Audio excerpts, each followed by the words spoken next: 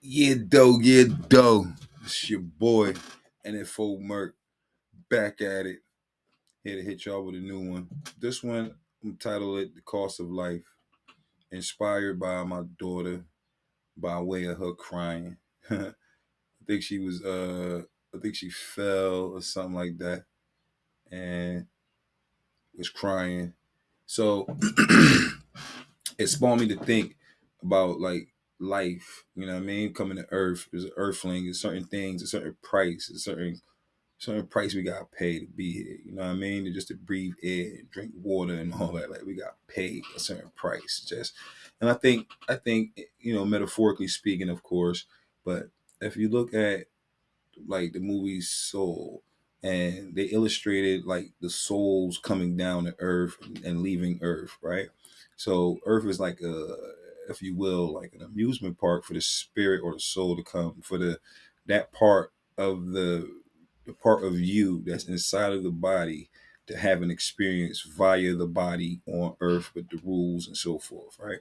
So I got another thought that kind of goes with that, that what's in the daylight is for the body, and what's in the like sleep world is for the mind, right? For the spirit, that spirit that's not bound by the body. So because it's not bound by the body, it's not bound by time. It doesn't have it doesn't have restrictions as the body does. So to experience that reality completely different, which in the transitional period between sleep and wake, we tend to forget some of the stuff is in memory form, and when we illustrate it, try to talk about it from this reality, it breaks all the barriers that makes this reality. So that's how you say, oh, it was a dream and I could see this and that and so forth, because it's inside of your mind. Your spirit occupies the mind, right? So um with that said, the body experience pain, so does the brain, so does the mind, right? So there's physical pain, and then there's like mental pain. So like physical pain is obviously when something hurts the body in any shape, form, or fashion, right? From sickness to broken bone to cuts, so forth. Even like working out and getting the pain from working out, we call it like good pain, pain and gain. So pain is necessary in the reality, right? Pain kind of is like either a warning towards something you don't want to happen, right? Death, right? So game over. Usually, that's usually how it is for this side of the reality, right? Once the spirit has vacated the body, right? The body is considered dead, right?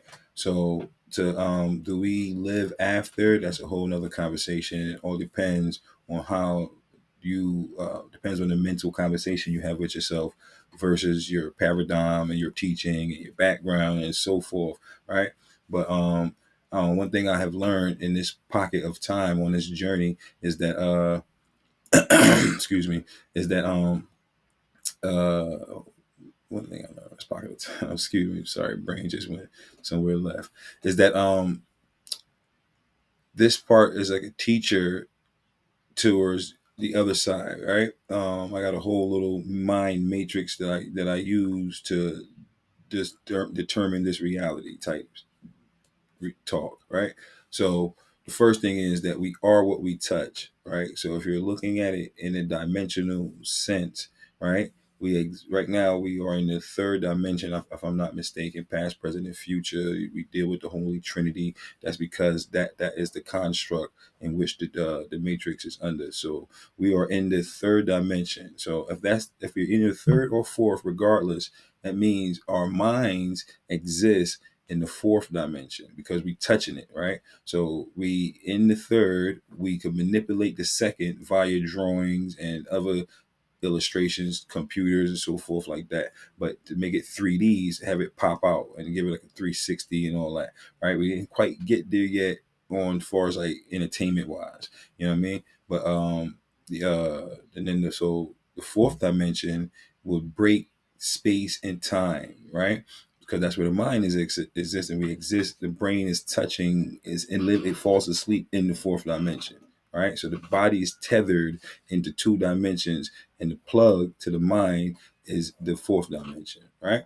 So so that teaching from this understanding is giving me comfort on that I'm going to slip into the other astral realm, the dream world, the source, if you will, the etheric realm, all that, right? All that's pretty much like the same thing, a whole nother reality, right?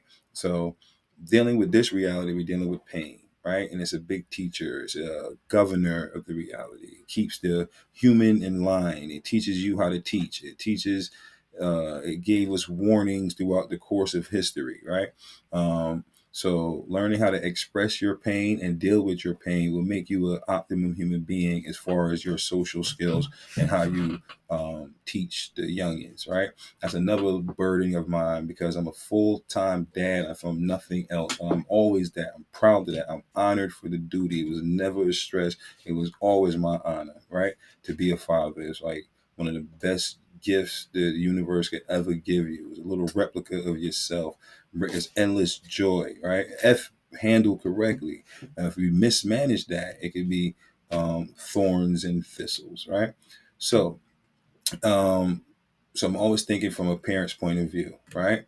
And with me and my daughters and so forth like that, I'm always trying to minimize the pain and let them deal with pain properly. So there are a few ways that, as a parent, we can teach the children how to deal with all kinds of pain, right? So the first form, I guess, would be mental, well, not mental, it would be physical pain, right? And, there's nothing much than, tell them to articulate it, and then we'll try to find the best remedy, right? The best, safest, healthiest remedy available to remedy the pain, right? The reason why I said healthy is because there are other means to kill pain. There are other means to kill pain, but they can become unhealthy over the course of time. Even the simplest things down to Tylenol can corrupt the human body. So there's possibly other holistic ways you can kill pain without necessarily having to eat a Tylenol. But in living in today's world, in this modern world, under the time restrictions and the know-how and the whatever it is that I understand, I'm not above popping a Tylenol to get rid of a certain pain, but I am above popping Tylenol. I am. I didn't take a Tylenol in over probably 20 years. Like, you know what I'm saying? So, anyway, to each his own, but there's always a path you can take depending on your knowledge base, right? This is pretty much all going to tie in knowledge base, the paths you can take, the way you choose to solve the problem, right? How do you assess said problem? And how do you avoid the unhealthy pains, right? The physical pains, the mental pains, the financial pains. That's all intertwined into this conversation, right? So, um, meant physical pain, I'm not really going to say anything other than what I would tell my kids, and they toughen up. Let's get past it. It ain't going to last forever. Take a break, put ice on it, put hot water on it. Elevate it. What did the doctor say? It all depends on the extremes. You know what is prescribed for said pain, right? Let's hope you're not in that type of pain. And the other type of pain, I'm sorry, is grief, like death, loss of a loved one, breakups, loss of a job or money or anything like that, right? This is a very key um this is a very key element that needs to be dealt with on, like, studied for years. You have to become a master with that one is almost like the queen. It could pocket on all the other ones if you know how to master this one. This one is emotional intelligence, right? How do you deal with your emotions? How do you set the tone for yourself? So because you're always working, you're always an ambassador on how you are dealing with pain, right? And if you look at if I could plug it in to the yin yang chart, which I want to do on almost every conversation. I want to be able to show you how I use the yin yang as a spiritual map to help me, like, at least articulate certain points in my mind that might just seem like it needs a certain type of flow, right? And then to help you understand what I'm saying and where I got the construct from, I would use the yin yang thing because it's really not that hard to figure out. It's really not that hard to see if you just stay focused on what it is that we're talking about, right? So Pardon me, excuse me. Ginger tea, no sugar, always recommended. Um, So we're gonna have to have a healthy approach to the unpleasant part of the reality, which you might have a conversation with your inside self and call it painful. And that mental magic in which you label the thing that's happening around you will make the mind create the reality in which you labeled it.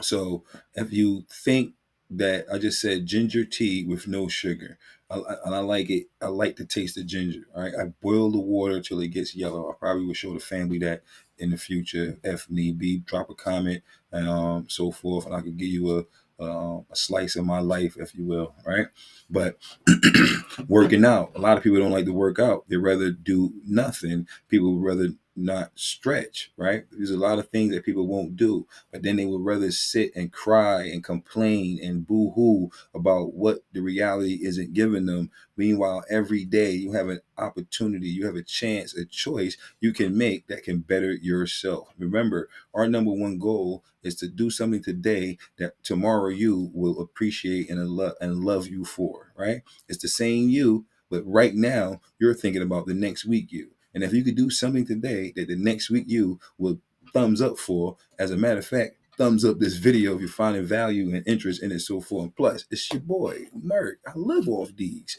You know what I mean? Anyway, so anything that your future you will give you a thumbs up for, you will you should invest in that. You should do that. You should put both 10 tools on that. Stand on big business. You know what I mean? Handle that. Let's just get into that. That's what we need to be doing and educating the little kids on how to be better human beings. This is always the premise of the show. This is the premise of everyone's life, whether you have a kid or not. There's kids around us. There's kids that's walking around in adult bodysuits and you think they're adults, but they're kids on the inside. And them people are still looking up to people on any shape, form, or fashion. A lot of us are lost. A lot of us are in the dark. So because I am who I am, a creature of light, a son, I am going to be showing the way. At the same time, I might be offending certain people with my light, but I can't pick and choose how it goes. This is just how it is. And they labeled this particular avatar Merc, by the way. So with that said, let's get into it. So we dealing with grief at this particular point. You know, when you're dealing with the little kids, this is why people recommend you get pets, right? Possibly something small, whatever you can stand in your space, right? Something you could take full care of, right? Something that's not going to bend your budget. Something that's not going to make the house suffer because you took on this animal, right? It's also another pocket of life, and it's a teacher, right? And it will teach you more about life if you understand what you're dealing with. So you could teach the kids about sex, death, and all types of stuff with an animal. You could teach that throughout the course of an animal's life, these phenomena would take place, and then you can talk that through. Because up till we like goddamn 25 years old, everything on TV got a PG on there, say parental guidance, right? And that is the disconnect between the gods and the man, so to speak, right? Because the uneducated man, an uneducated man is a man, and an educated man, a super educated man, an intelligent man, I'd rather say, would be considered a god in this context, right? So you are the god because you have more knowledge than the child. So you will be educating the child to be in your reflection. It will be built up in your reflection from what you allow through no pain and what you rewarded with pleasure, right? And then the child will make that decision and become an adult, and then you can now say niggas ain't shit. By mental, right? But anyway, so we teach the child through the pet cycle on life and death, so that when by the time grandma kicks the bucket, they could have a better understanding with that, right? Don't let life be the biggest teacher, because life is going to teach you no matter what, because George Bush said no child left behind. You understand? So that means ain't nobody exempt from pain, from the terror that this reality can have. And then how you deal with it and how you teach others to deal with it would determine the amount of souls that are quenching that pain through drugs, alcohol, and murder and so forth. You understand? There's a lot of people that don't have anything pretty to look at in their mind, so they just create pain for everybody else. All right. So that is an unhealthy mental conversation. And sometimes when you find yourself trying to tell your friend to, look up and be optimistic about the reality, he'll say some shit like, "Oh, it's easy for you to say. You got a girlfriend and you got a car and you got a job and my mom died and this and that and this girl's cheating on me," and they start going down and pointing out everything that's wrong, and they just live in that part of it. Right? And one of my good friends, man, shout out to my homeboy Boom. I mean, he tell me, when you looking up, it ain't nothing that could bother you, right? And from the particular point in the conversation, I understood exactly what he meant. But here's what he mean. He actually used this example, by the way, right? He said, let's say I'm around you and my arms stink, right? I smell foul or whatever, right? And I go, damn, bro, your underarms banging, right? And he gonna go, all right, bet. And he gonna leave. He gonna say, really? He gonna acknowledge the fact. He's gonna remedy the fact as he's trying to be better. He said, damn, I don't like my arms stinking. Let me fix the problem. Instead, if he was looking down, if he was feeling ugly about himself, if he felt limited in his expression, he would have got mad at me for telling him that he's the one that's smelling foul, right? So because you have a better internal conversation and everything that's going on around you is designed to help you be better. Are you ready? You have to be disciplined. You have to make the choice to seek healthy pain now so in the future you can kick your feet up. You understand what I'm saying? So this is essentially what it's about. Having a healthy conversation with your inside self, do not matter what happened before that. All right, no matter what it is, because everybody got some shit with them.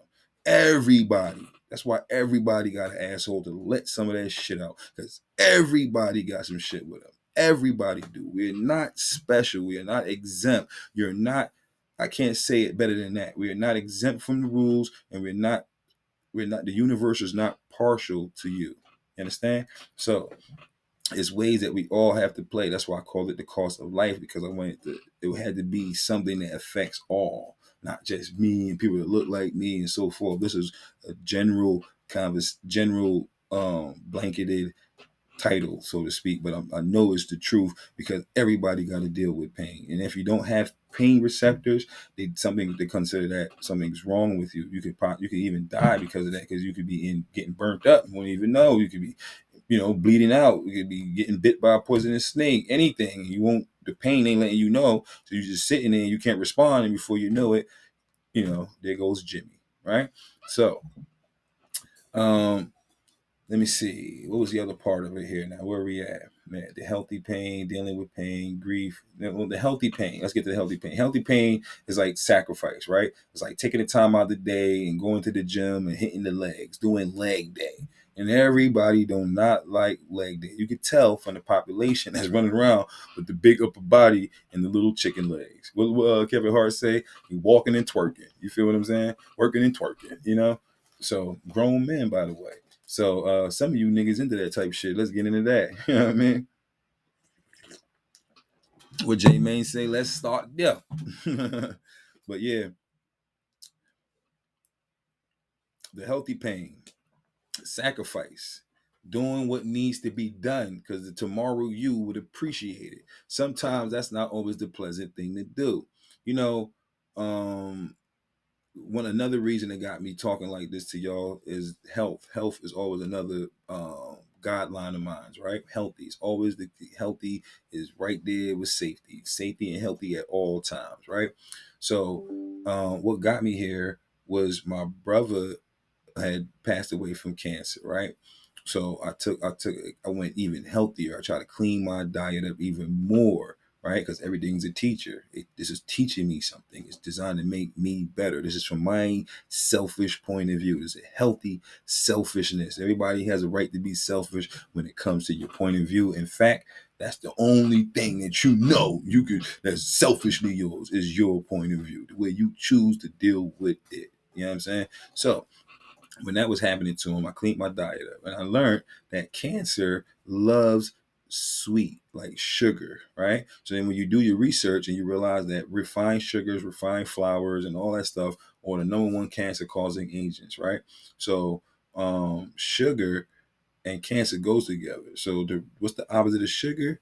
Bitter, right? So that means bitter would prevent cancer. I'm not going to say kill cancer because that's a whole nother conversation. I'm not going to advocate that diet will cure cancer, right? I believe diet may prevent cancer. At least uh, diet may prevent most cases of cancer and possibly cure some cases of cancer, right? But if diet can't cure bone cancer because of the cells and so forth. I'm not going to say it can't cure, but it's probably be extremely difficult. And depending on your own internal conversation, to determine if it could or could not be done. If a path for that even exists, depending on how extreme the cancer was. I'm sorry, but I didn't want to be so detailed and delicate with it, but I felt like I owed it to anybody that may have cancer instead of me just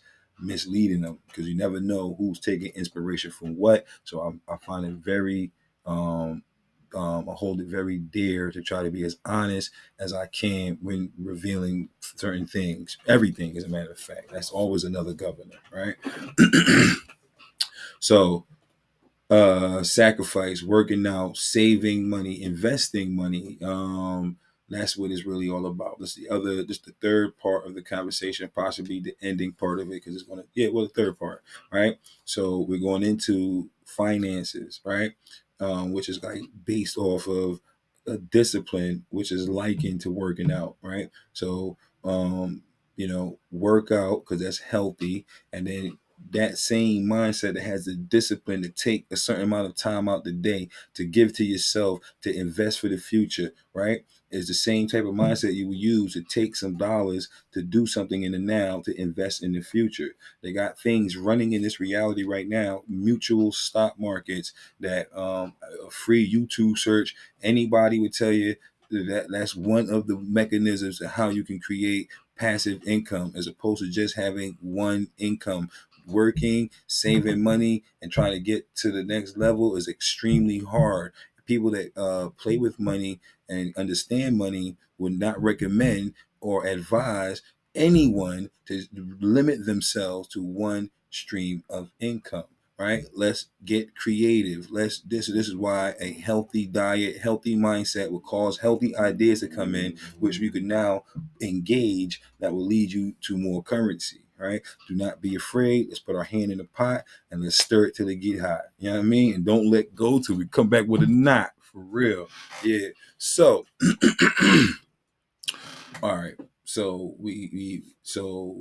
the a lot of us have been trained, you know what I mean? We have been niggerized to not uh invest in our future. As a matter of fact, when I was growing up, I'm this many years old, where they used to tell us it was a running thing. I don't know where we heard it, probably in movies, probably it was with a commercial, probably it was just the chatter that they do. It was a rumor that in my generation, I think it was considered X, that a lot of us won't make it past 21 and 25 and so forth like that. And I think right after that, it was saying it got even a little lower. You know what I mean? So a lot of us, when hearing that, it's kind of like their mental magic for you to put onto yourself that would make you not see yourself at 30 something years old, at 40 something years old, at 50 something years old. 50 when you 20 sounds like an eon away. But I always tell my daughters, because they just entered their 20s, and I tell them, look how fast that 20 went by. You see what I'm saying? Then that 20 go by in a blur. You could say yeah and no to it, because that's how memory works. You could speed it up. Remember, this is in the mind where time don't exist. So you could speed it up and slow it down and look at it from the left and look at it from the right, because you got all the views you could take from in your memory. You understand? So, but for real, all essentially that time went by kind of fast. You know what I mean? So, if you would have invested, if I would have invested when they was zero, and by the time they was 20, they could have possibly been millionaires, right? So that's shame on me. The sins of the father will fall on the kids, right? But I was uninformed. I was in information to move like that. right? So now, as I'm learning the information to put me in formation, that no matter what I do, this formation would lead to success, more money, shit like that. You understand? So let's declutter our minds. Let's a lot of us waste a lot of time watching a lot of shows that do not help you in any shape, form, or fashion. I'm going down a rabbit hole on finances, and I'm watching all that type of stuff on YouTube. I'm trying to have it on myself, on my Instagram. I'm weaning out a lot of the bullshit out of there, because when you realize how your mind is set up, and then you see the stuff that like is around you, is actually like the thousand petal, the top of the lotus on the mind chakra. That thousand petals is everything that's connected to you, right? And that phone is kind of like in that same regard, right? And whatever we wasting our time on is what we worship. What we study, what we wasting our time doing is what we worship. What we study, what we spend our time doing for the money, and then go and spend it on this and this and that, is what you worship. You understand what I'm saying? So if you're worshiping to be better, then your money should be doing that. All right. So have a proper dance with your pain. Have a elegant dance with your grief, because there's people looking at you. There's people relying on you. You understand? For you to be the best you that you can be. Because I ain't lose my mom yet. I ain't lose this. I ain't lose that. So when I see certain people that did, and they're handling a certain way, maybe they can teach me. Maybe they can show me. Maybe I could read a book. You see what I'm saying? There's all these type of things that there's already in existence. There's all this stuff already running around, running history, that can help